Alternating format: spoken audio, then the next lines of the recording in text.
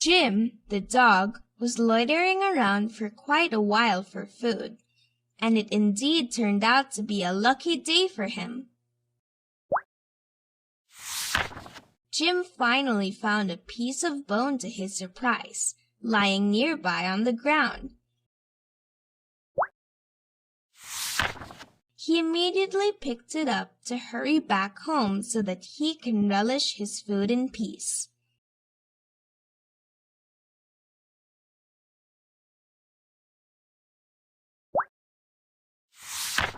As Jim was crossing a narrow footbridge, he happened to look down at the stream below and saw his own reflection on the silent, clear water.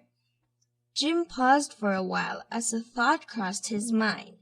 Is it some other dog carrying a bone much larger than his?